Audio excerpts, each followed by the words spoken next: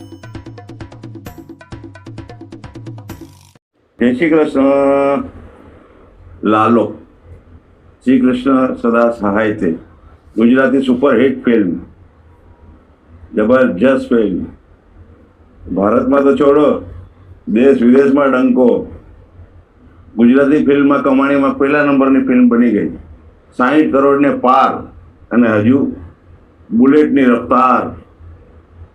દોસ્તો, લાલો ફિલ્મ જ્યારથી રિલીઝ થઈ છે એના 2-3 અઠવાડિયા શોલેની જેમ ચાલી નહીં, પણ પછી જે એને રફતાર પકડી છે તો હજુ સુધી એની બોલબાલા છે. હિન્દી ફિલ્મને પણ દાખલો બેસાડે એવી આ ફિલ્મ છે. માત્ર 50 લાખમાં, માત્ર 50 લાખમાં.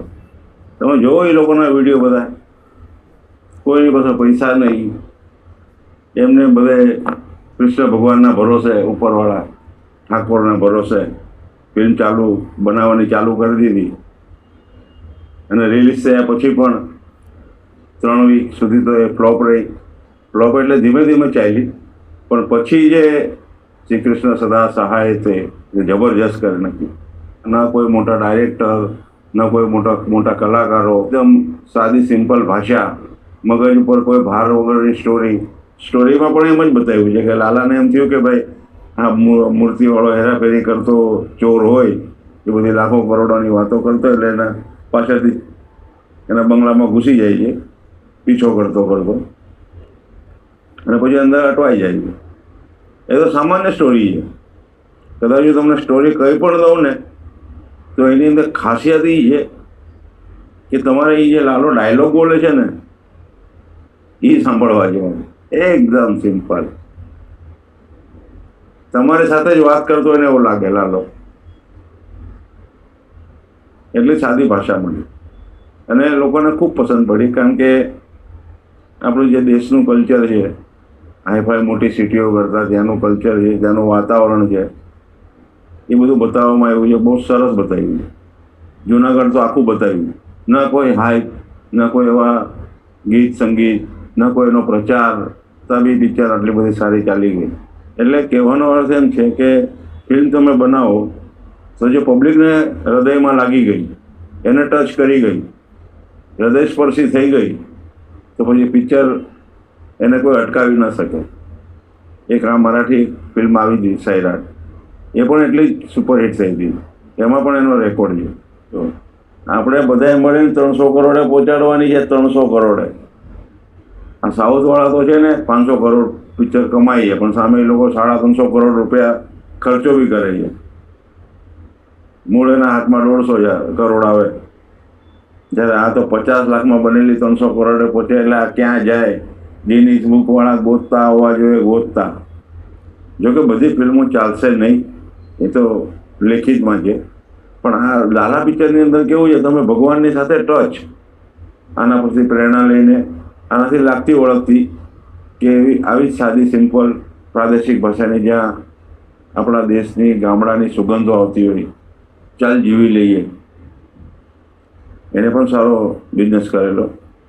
દેશ રે જોયા દાદા પરદેશ જોયા, એને તો 25 વર્ષ પહેલાં સારો બિઝનેસ કરેલો. બધી જ ફિલ્મો સુપરહિટ ડુપરહિટ નથી થતી, પણ એની પાછળની મહેનત અને ધગસ અને સૌથી મોટું જનૂન. ફિલ્મો જનૂન વગર બને જ નહીં. સંકટો ઘણા બધા આવ્યા ફિલ્મ બનાવતી વખતે, પણ શ્રી કૃષ્ણ સદા સહાય તે, એમાં લાલો પિક્ચર એકદમ સુપરહિટ બની ગયું છે. મોટી મોટી ઉંમરના લોકો પણ આ ફિલ્મ જોવાનો ઘરમાં આગ્રહ કરી રહ્યા છે. 85 વર્ષના એક ડોશીમાં પિક્ચર જોવા ગયા હતા. સાંભળો એને શું કહે છે.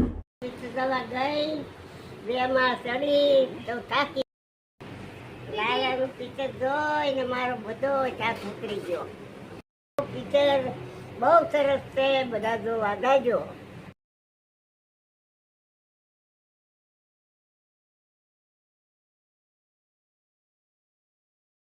અને આ રાઇટર જય વસાવડા, એમના શબ્દોમાં પણ એ પણ સાંભળી લ્યો.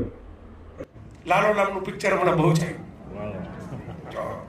સ્વયંભૂ હોકારો આવ્યો બહુ છે. તમે જો ધ્યાનથી જોયું હોય તો આખી લાલોની વાર્તા છે એક વાત ઉપર છે. એ દ્વારકાની અંદર એક દિવાલ ઉપર લખાયેલું છે, પેલા કૃષ્ણનું કેરેક્ટર ભજવતા પાત્ર ત્યાં છે, એનો એક શોટ આવે છે અને ત્યાં કબીરનો દોહો લખાયેલો છે, કબીરની સાખી છે. આખા પિક્ચરની વાર્તા કબીરની સાખી ઉપર જ છે. જેને જોયું હશે એ સમજી જશે. અને એક ખાલી ફિલ્મ એના ઉપર એક વાર્તા લઈ અને કૃષ્ણ અને કબીર બે ચેતનાઓ ને, એક બાજુ કૃષ્ણ ગીતા, એ પણ ચેતના કર્મની ફિલોસોફી છે ફિલ્મમાં ગીતાની, અને બીજી બાજુ કબીરની સાખી છે, મોકો કહા ઢૂંઢે. કૃષ્ણ અને કબીરની ચેતનાઓ હજી ભેગી થાય ને તો ગુજરાતી ભાષાની અંદર 50-60 કરોડનો તો ધંધો કરાવી દે તમને. ધંધાવાળી પ્રજા ખરી ને. એક કાકા વ્હીલચેરની અંદર ચાલી નહોતા શકતા, છતાં વ્હીલચેરમાં જોવા માટે આવ્યા. થિયેટરમાંથી ફિલ્મ જોઈને લોકો બહાર નીકળે છે, કોઈ પ્રશ્ન પૂછે તો રડવા જેવા થઈ જાય છે, રડવા માંડે છે, આંખોમાં જળજળી આવી જાય છે. તો મારી બહુ બહુ શુભકામના છે લાલા ફિલ્મની જે આખી ટીમ છે, દરેકને, સંગીતથી લઈને કલાકારો સુધી કે ડાયરેક્ટર હોય કે જેટલા એના છેલ્લે ફિલ્મોમાં નામ આવતા હોય એ તમામને મારી શુભેચ્છાઓ છે. એક ખુશખબરી આપને આપવાની છે કે લાલો શ્રી કૃષ્ણ સદા સાહિત્ય ટૂંક સમયમાં હિન્દી ભાષામાં પણ રજૂ થવાની છે, તો એની પણ એડવાન્સમાં ખૂબ ખૂબ શુભકામનાએ. અને હું એટલું જ કહીશ, લાલો સુપરહિટ, શ્રી કૃષ્ણ સદા સાહિત્ય. જય શ્રી કૃષ્ણ.